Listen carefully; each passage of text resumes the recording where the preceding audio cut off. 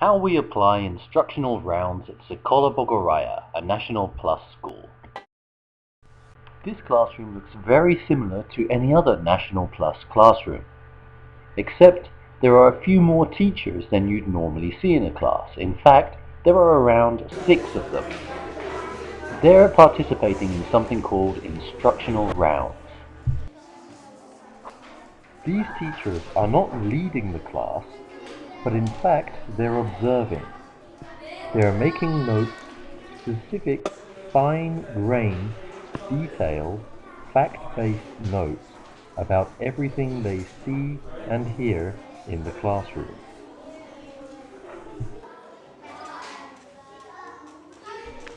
Each of the teachers has been given a specific thing to look for.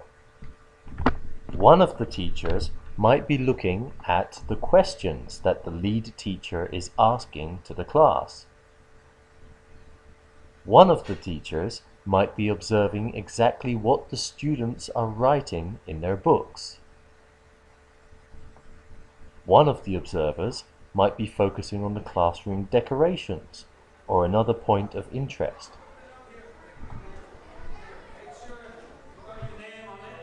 Earlier today, before these observers went into the class, they had a meeting with the leader of the instructional rounds group, who explained to them the process for how the instructional rounds should be conducted.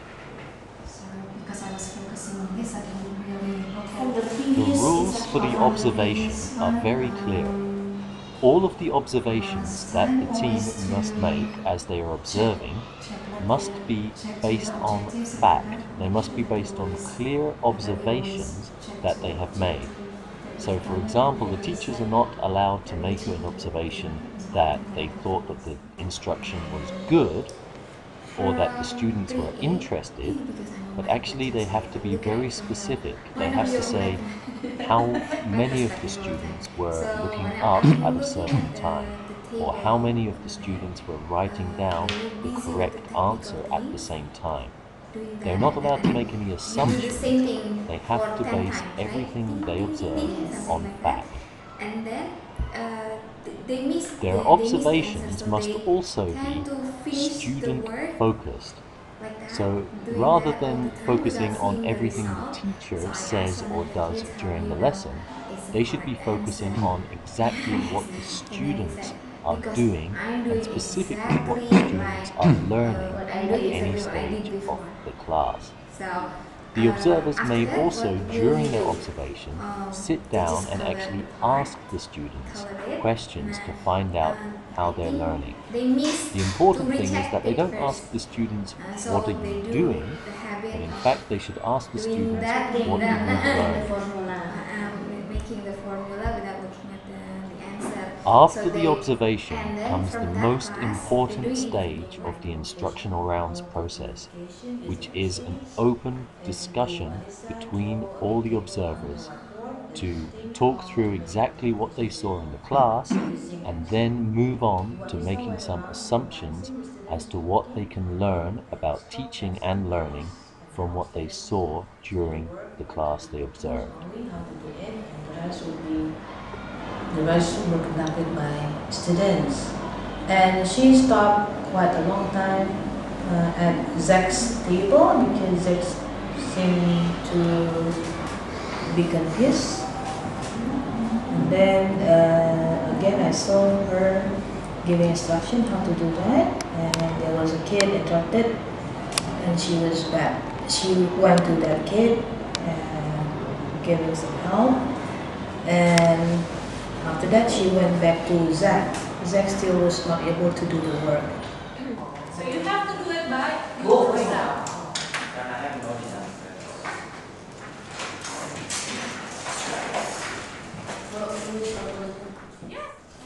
In the high school, Ibu Arning's physics class is also being visited by an instructional rounds group from the high school.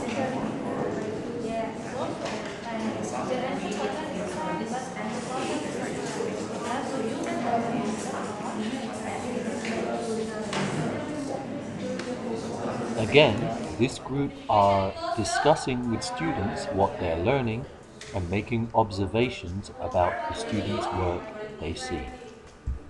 Equals to 0.0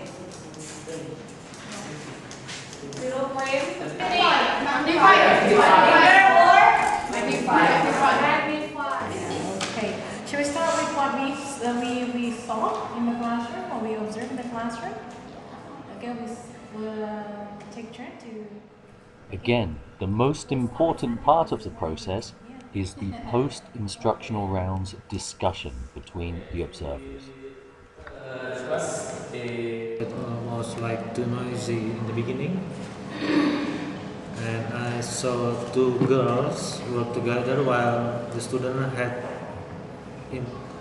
been instructed to work individually, and the teachers didn't remind them, and the discussion were quite in order. It's very good.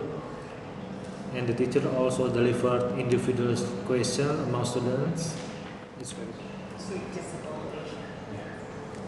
Alright, I actually have 12 pages here, but I would just summarize what's the general observation I had.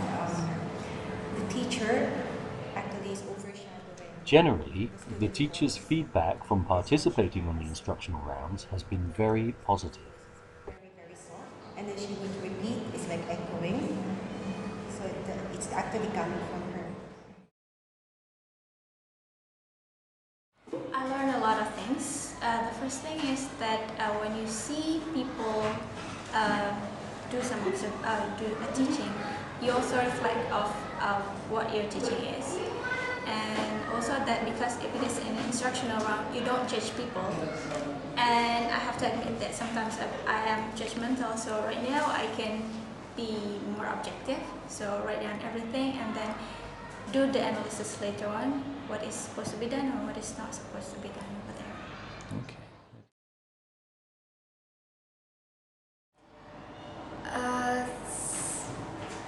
A little bit. Okay. A little bit, because when we walked in, the students will directly looking at us and then stop for a while from whatever they're doing and they do their job again.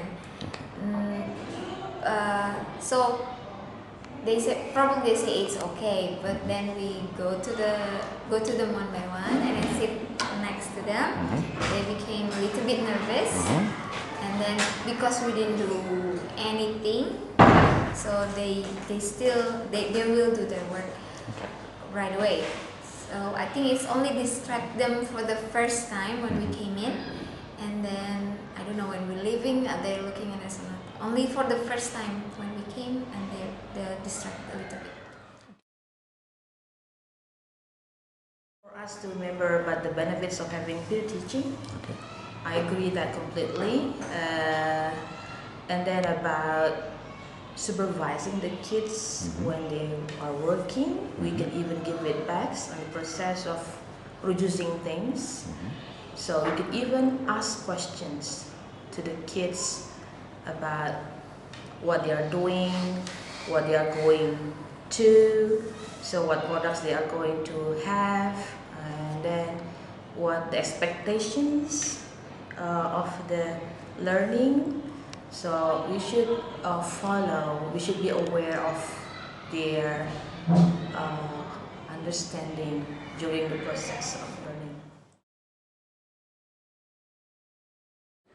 Yes, a lot, because I actually saw some things there that, like for example, some errors that I actually saw that I should make sure that I'm not gonna do it, okay? And there are also things that the strength of the teacher that I saw that I should be applying.